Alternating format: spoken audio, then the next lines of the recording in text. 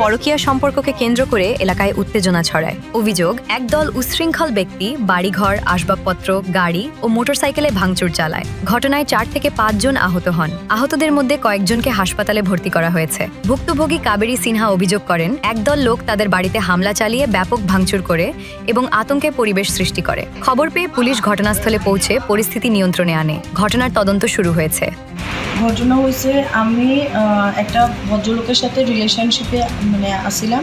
তো হের মিসেসে মণ্ডলের ছেলে মেয়ে মণ্ডলের 40-45 জন ছেলে আইন না আমার বাড়ি ঘর ভাঙচুর করছে, আমারে মারছে, আমার মারে মারছে।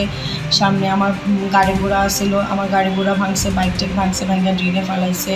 তারপর আমার ভাই আসছিল, মামা আসছিল, তারা ভিতরক মারধর করছে। তারা এখন আইএলএস হসপিটাল চিকিৎসাধীন।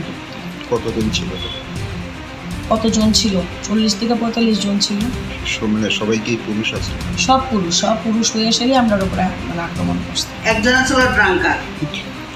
ওনার নাম কি? ওনার নাম পার্থ চৌধুরী। ওনার সাথে কিভাবে উনি আর আমি একই ডিপার্টমেন্টে, একই অফিসে কাজ করতাম। কোন ডিপার্টমেন্টে কাজ করেন? আমি হেলথ ডিপার্টমেন্টে আছি। এই যে আপনাদের সম্পর্ক এটা প্রায় হয়ে গেছে 4 বছরের উপরে।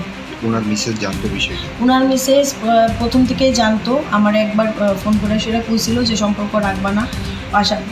পরবর্তীকালে ওনার মিসেস মহিলা থানাতে গিয়ে আমার নামে কেস দিয়েছিল। দেওয়ার পরে আমি মহিলা থানাতে যাই, ওখানে কথাবার্তা হয়। ইন্সপেক্টর শিউলি দাস প্রবাবলি ওনার নাম, যার সাথে আমার কথাবার্তা হয়।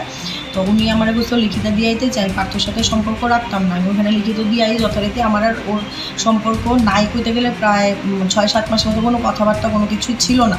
ইন দ্য মিন টাইম কার সাথে আসলো, কোন বন্ধুর বাড়িতে আসলো, আমার কাছে কোনো নলেজ নাই, কোনো কিছু নাই। তাই ফার্দার গিয়ে আবার আমার নামে কেস দিয়েছেন। নাকি আমার এখানে রাত্রেবেলা ছিল, ঠিক আছে। দেওয়ার পরে মহিলা থানা থেকে আবার আমার ডাকানি হওয়ার পর আমি যাওয়ার আগে তখন আমি ফের ফোন করে সাথে করে পাথরে নিয়ে গেছি যে তুমি কালকে রাত্রে কই আসিলা বা কী আসিলা, তোমার মোবাইল লোকেশন করতে পারে। এখন অনেকটাই অ্যাডভান্স সব কিছু, তোমার মোবাইল নেটওয়ার্ক লোকেশন করে দিব, তুমি কই আসিলা। তোমার বুঝে বারবার আমার নামে কমপ্লেন করে আমারও একটা মান সম্মান বলতে জিনিস আছে, কতবার আমি থানা পুলিশ করবো। তারপরে ওই দিন ওইখানে কথাবার্তা শেষ হওয়ার পরে বাড়িতে আমি মাঝখানে অনেক দিনই এর সাথে আমার কথাবার্তা আসছিল না, কোনো রকম কোনো যোগাযোগ আসছিল না। গতকালকে আমরা অফিসের কাজে দরকারে আমরা আবার একই জায়গাতে তারপর আমার ট্রান্সফার হয়, আমরা দুজনে এখন 2 জায়গাতে কাজ করি। তো ঘটনাটা যেহেতু ডিপার্টমেন্টটা একই, 2 জনের একই জায়গাতে একই দরকার এনকোয়াসের বিষয়ে আমরা কাজ আসছিল।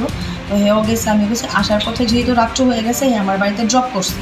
ড্রপ করার পরে ও আমার বাড়িতে ড্রপ করার পরে আমি আমার মেয়ে নিয়ে মাস্টার বাড়ি মেয়ের মাস্টারের এখানে গেছে গিয়া ও আমার ঘরে বইয়া পান খাইয়া কখন বাইরেছে কী হয়েছে কিছুই জানি না।